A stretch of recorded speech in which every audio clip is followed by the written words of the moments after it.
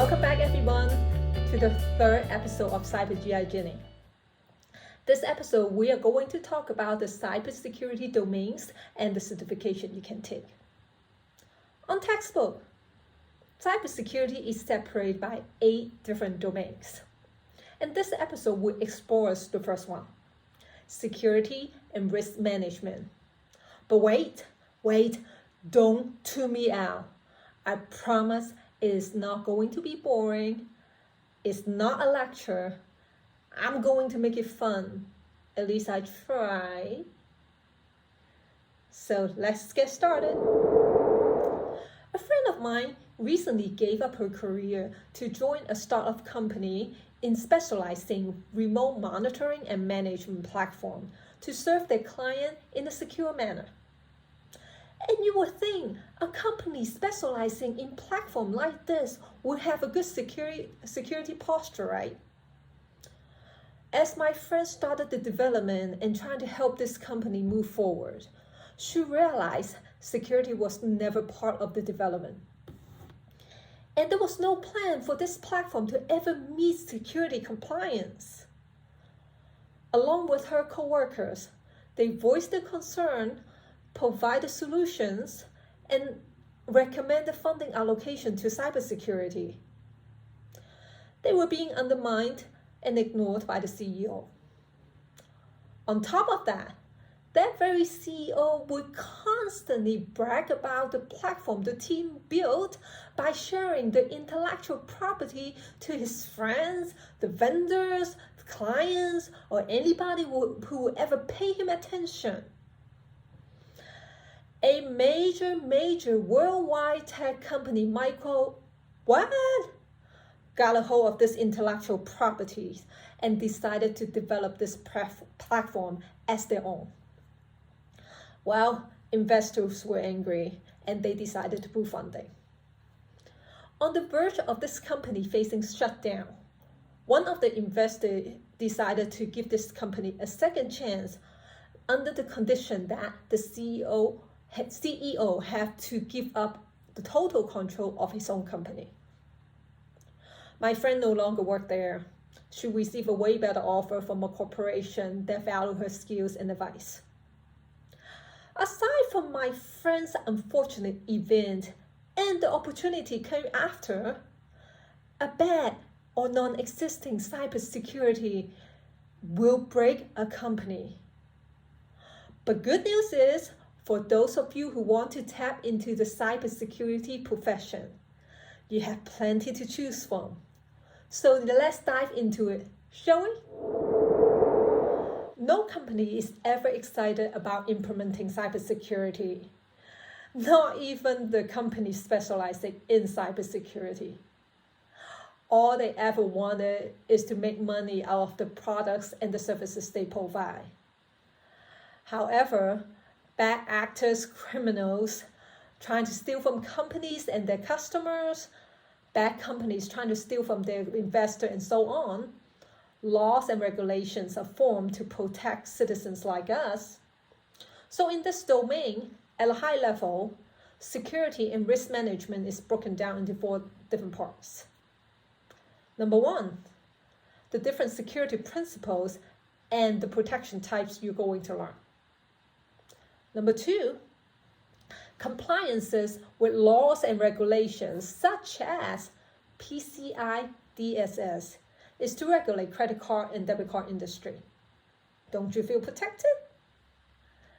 And if you're interested in working for the DoD, NIST, NIST, and CMMC are some of the best practices you might want to sink your teeth into. And there's a certain compliance I would like to expand on because I got a good story to tell. It is SOX, the Sarbanes-Oxley Act. And I'm going to probably reveal my age talking about this, but hey, what the heck, here we go. My sister Winnie, she found her first temp job on the last semester of her college as a data entry clerk working for Enron. And for those of you who are too young to know anything about this company, Enron is an energy company, and should I say was an energy company based out in Houston. And while she was there, she saw many people started burning and shredding paper, and when she asked why, even they didn't know why. Well, after the summer was over, when she went back to school, Enron filed bankruptcy because they lied to the investor about their earning or the lack of, and all the bad projects they were facing and failing, so the investor would continue to invest money into them. Well, paper can never cover fire, and eventually investor found out and sued Enron into bankruptcy. Hence, the burning and shedding paper to try to destroy evidence. Scary. So in 2002, U.S. Senator Paul Sarbanes and U.S. Representative Michael Oxley sponsored to pass this bill. So in turn, this bill is named after them, the Sarbanes-Oxley Act, also known as SOX, SOX compliance, to mandate certain practice in accounting and financial records keeping in reporting to protect investors. And for those of you who love history, laws and regulation is not quite that boring, isn't it? Number 3, risk management. For all of my military friends, risk management is no stranger to you. We do risk assessment on everything we do. I mean literally everything. But think about backup plans. When natural disaster come to destroy your infrastructure, or fire burning down your buildings, or when your organization is under a cyber attack, what are you going to do? In the past years, ransomware attacked many of the major corporations and public entities like hospital, utility companies, and oil pipeline. Ring a bell?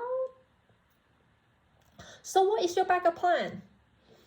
What is your recovery plan? Or are you going to just tell your company to pay for the ransom and get fired? Well, number 4, governing and threat modeling. How do you assess your vulnerability? And what are the vulnerabilities out there? What are the hottest, latest threats? Is there a resource out there you can look for them? That pretty much covers the first domain, security and risk management. If this is your jam, you should really look into certifications. All right, here we go. Number 1 certification that I recommend is CISM, CISM, Certified Information Security Management. It is from InfoSec. I did a couple of podcasts with InfoSec, and they're pretty cool organization, so check it out. The second one is CRISC, Certification in Risk and Information System Control. But if you're not sure, you can continue to watch my episode, or maybe go for a more general certifications such as CompTIA, Network Plus, and Security Plus. I will probably bring up the certifications again in my future episode about future domains. But think about it, if you learn Network Plus, get to know the network well, you're going to easily learn how to protect it. But that's not it. Cybersecurity is a huge, huge industry. Even in this domain, depending on the organization you want to work for, there are many specialized practices in it and certification that you can go for. So do your research on the company and see what they're looking for. I hope you enjoyed this episode, and stay tuned for the next cybersecurity domain from Cyber GI Jenny. Don't forget to subscribe or hit the like button below. Message me on LinkedIn if you have any suggestion or comment. Until then, I'll see you next